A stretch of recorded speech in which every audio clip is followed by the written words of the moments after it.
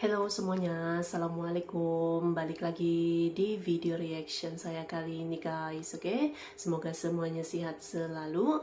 Nah, kali ini saya mau tengok video tentang ini ya. Ternyata India pernah angkat tangan menghadapi Indonesia. Ada apa? Kenapa India sempat nyatakan untuk angkat tangan dalam menghadapi Indonesia itu? Kenapa ya? So, jangan lama-lama lagi. Mari sama tengok video ini. Let's go.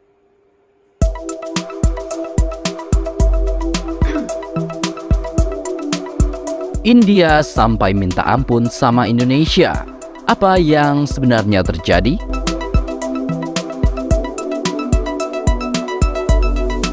India saat ini memang tengah kewalahan. Betapa tidak, serangan bertubi-tubi yang dilakukan oleh suatu kelompok asal Indonesia kepada objek-objek vital India membuat India menjadi kalang kabut, kewalahan, hingga memohon untuk menghentikan serangan sporadis tersebut. Baru-baru ini, kelompok peretas atau hacker yang mengatasnamakan diri sebagai Hacktivis Indonesia mengaku akan melakukan serangan terhadap 12.000 website India sebagai buntut dari pernyataan kontroversial pendeta Hindu India Yati Narsinghan Giri yang secara terang-terangan sudah menghina Islam. Pada 15 April yang lalu, mereka mengabarkan sudah membobol sistem keamanan ICICI Bank, perusahaan jasa keuangan terbesar kedua di negara India. Tapi, tidak diketahui berapa banyak pengguna yang terpengaruh dari serangan cyber tersebut. Serangan juga mempengaruhi website Government Primary School Roomtali, CMR University, voter portal, Facebook, hingga Dealer of Ford. Hal-hal yang dilakukan hacker India ini ternyata membuat kelompok hacker India memohon ampun agar serangan sistem IT ke negaranya untuk dihentikan. Note for Indonesian hacker, stop targeting Indian site. Begitu tulis mereka di saluran Telegram Anonymous India, seperti dikutip Viva Techno pada Selasa 18 April 2023 yang lalu. Tidak hanya itu, kelompok hacker tersebut juga mengancam akan membocorkan data pribadi sebuah universitas di Medan, Sumatera Utara. Soon, we post some critical data of Medan universities. Begitu kata mereka, seraya ingin membalas Hacktivis Indonesia. Kelompok itu mengklaim bahwa mereka berhasil mendapatkan data pribadi berupa KTP, transkrip nilai S1, kartu keluarga, transkrip nilai S2, hingga ijazah S2. Wow, membagongkan. Meski begitu, belum diketahui berapa banyak yang terpengaruh dan apakah data yang mereka tebar benar-benar valid. Sementara di saluran Telegram, kelompok hacker Indonesia lainnya, Genosec Team, menulis bahwa itu hanya Google Doc. Terrible as a child just learning dorking data enemies India. Begitu tulis Genosec Team. Google Doc adalah metode yang menggunakan mesin pencari Google untuk mendapatkan informasi sensitif yang tidak ada di internet secara langsung. Bukan hanya itu saja, pendeta Hindu India Yati Narsinghan Giri juga mendukung ide untuk membunuh 2 juta umat Islam serta memusnahkan agama Islam beserta umatnya dari muka bumi. Tujuan kami bukan hanya untuk mengambil alih Afghanistan, tapi juga untuk menaklukkan Mekah. Begitu kata pendeta itu dalam video tersebut, yang mengklaim bahwa Ka'bah dibangun di atas sebuah kuil Hindu. Yati Narsinghan Giri meminta umat Hindu untuk mengangkat senjata dan berjuang untuk keberadaan mereka di sana di Mekah. Ia juga menyebut sumur Zam-Zam yang terletak di Mekah adalah sungai Dewa Mahadev yang merupakan dewa terbesar dalam agama Hindu.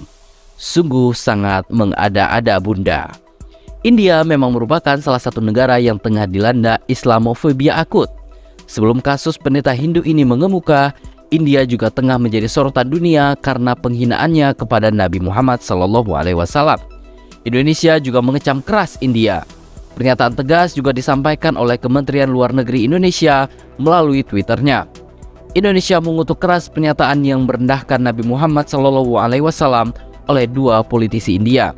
Sebelum kecaman tersebut, India memunculkan pernyataan penghinaan Islam dari anggota partai penguasa Bharatiya Janata atau BJP.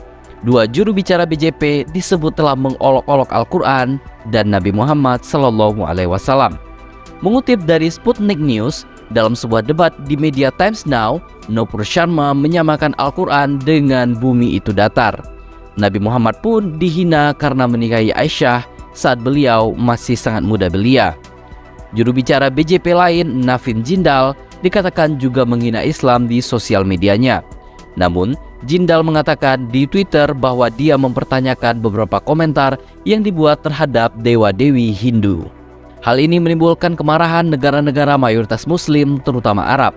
Mereka menyebut bahwa Islamofobia tengah melanda India, meminta penghormatan terhadap kepercayaan dan agama. Begitu tulis Kementerian Luar Negeri Arab Saudi seperti dikutip oleh AFP. Hal yang sama juga dilakukan oleh negara Qatar. Bahkan negara itu juga menuntut India meminta maaf atas komentar tersebut ketika Wakil Presiden India Venkaiah Naidu datang mengunjungi negara itu untuk meningkatkan perdagangan. Qatar mengharapkan permintaan maaf publik dan kecaman segera atas pernyataan ini dari pemerintah India. Begitu bunyi pernyataan Kementerian Luar Negeri Qatar.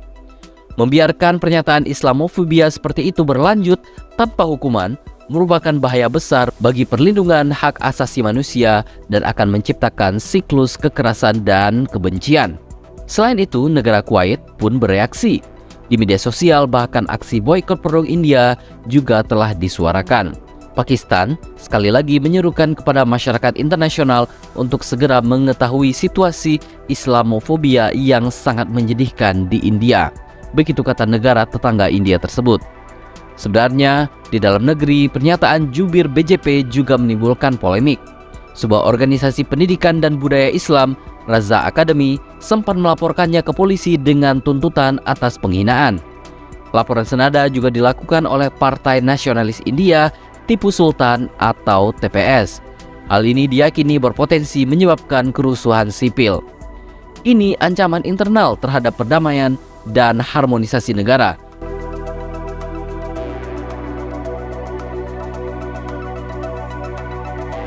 Sungguh sangat disayangkan apa yang tengah terjadi di India saat ini. Sungguh miris dengan perilaku mereka yang sama sekali tidak menunjukkan orang yang beragama. Bukankah agama itu pada dasarnya mengajarkan kebaikan dan perdamaian? Entahlah. Atau apakah kedamaian itu sendiri yang tidak kunjung ada dan datang kepada diri mereka? Jika memang hati yang tak damai dan tentram, maka duniawi berlimpah pun hidup akan tetap terasa gersang seperti tanah yang tak pernah disiram oleh air hujan. Bukankah begitu, Bunda? Kita doakan saja semoga India bisa memperoleh hidayah secepatnya. Karena hidayah itu tidak pernah pandang bulu untuk siapapun yang ia kehendaki. Jadi, bagaimana menurut pendapat Anda, Bunda? Ternyata India pernah kewalahan menghadapi hacker lah gitu kan, hacker daripada Indonesia karena ada pernyataan kontroversial dari pendeta Hindu India gitu kan.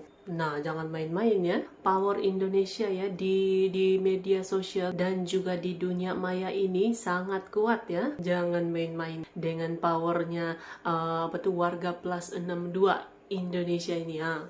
So, terima kasih banyak sebab kamu sudah menonton video ini. Jangan lupa macam biasa untuk support channel saya dengan subscribe, like video ini, dan jangan lupa untuk komen juga, oke?